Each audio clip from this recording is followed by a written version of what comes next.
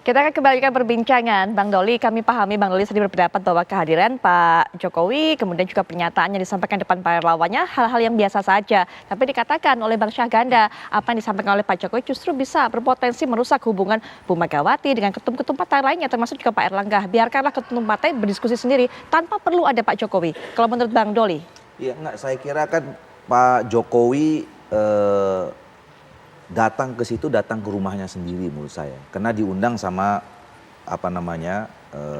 relawan yang sudah sejak mulai Pilgub sudah terbentuk dan mendukung Pak Jokowi gitu. Jadi memang harus didudukkan secara proporsional. Saya kira kan beliau tadi menyatakan bukan sebagai presiden ya, walaupun memang nggak bisa dilepaskan gitu. Tapi konteksnya forum itu hadir sebagai relawan yang mengundang orang yang pernah mereka dukung dan mereka menangkan. Sehingga apapun yang dikatakan Pak Jokowi tidak melangkahi porsi dari ketua partai? Nah ya kan persoalannya kan tadi juga disebutkan bahwa pada akhirnya at the end semua itu ditentukan oleh partai politik.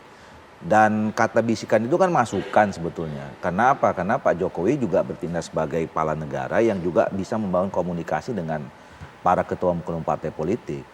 Dan jadi disampaikan apa yang disampaikan oleh relawan ini akan disampaikan sebagai masukan kepada partai-partai politik. Tapi pada akhirnya kalau itu kan tergantung kembali kepada partai politiknya. Kalau ketua umum partainya atau partai politiknya sudah punya keputusan sendiri kan saya kira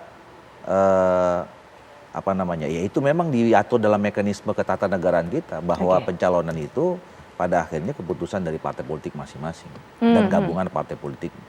Baik, dan juga Bang Noel yang begitu mengenal Pak Jokowi yakin bahwa tidak akan ada kebablasan, langkah kebablasan dari Pak Jokowi ini? Apa yang dibablasan nggak ada, semua kan tetap pada koridor yang nggak lari on the track kok. Tidak melihat Pak Jokowi sebagai berupaya menjadi seorang sosok kingmaker?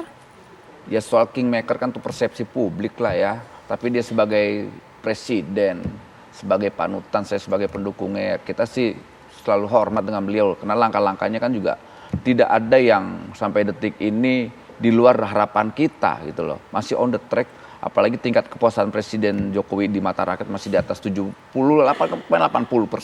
Artinya kita lihat Pak Jokowi itu tetap menjadi sosok penentu lah buat ke depan, karena biar gimana pun kita butuh seorang pemimpin yang punya standar moral ya, standar moral bagaimana menjaga demokrasi, soal kinerja dan sebagainya. Pak Jokowi sudah meletakkan itu, tinggal nanti penerusnya entah itu Mas Anies, entah itu Mas Ganjar yang sudah dewasa, yang suka juga nonton film dewasa ya, atas Mas Erlangga gitu loh. Ya, yang penting standar kepemimpinan itu sudah diletakkan oleh Pak Jokowi. Ini gini mimpin nih.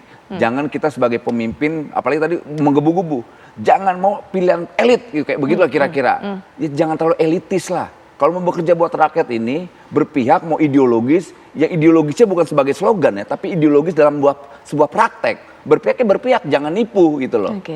Jangan slogan-slogan teriak-teriak anti korupsi, isinya bandit semua, maling semua, garong semua gitu loh. Nah Pak Jokowi maunya begitu, makanya sering kan setiap ada acara musrah, lontaran-lontaran Jokowi itu banyak mengkritik. Sebenarnya Jokowi telah mengedukasi para elit di Indonesia ini, gitu loh. Cari pemimpin itu yang rambutnya putih, karena berpikir, mukanya mengkerut, karena bekerja, bukan simbolnya itu. Kalau gini jadinya malah dukung Pak Ganjar dong, rambut putih, bukan Pak Prabowo. Enggak, bukan Ganjar aja. Pak Prabowo kan mukanya mengkerut, lihat dong.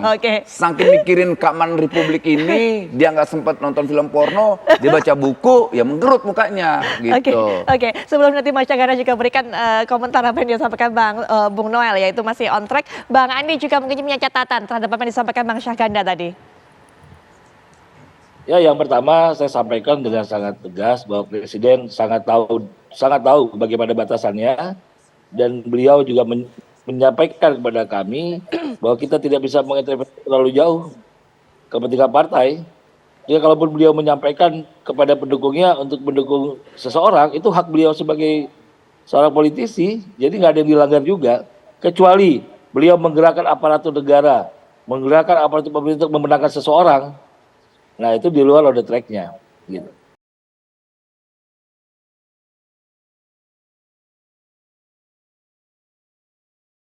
Baik, toh tidak menggerakkan aparatur negara untuk mendukung seseorang, Mas Syahganda. Ya, maksudnya gini kan, ini kan kita mengkritik supaya potensi itu jangan terjadi. Karena presiden itu kan adalah kepala negara, yang semua instrumen negara itu melihat dia, kalau dia itu kan teladan, artinya kalau misalkan dia kasih pandangan, oh ini misalkan yang suka rambut putih, ya kan, itu bisa-bisa itu nanti pegawai negeri pada rambut putih semua, ya kan.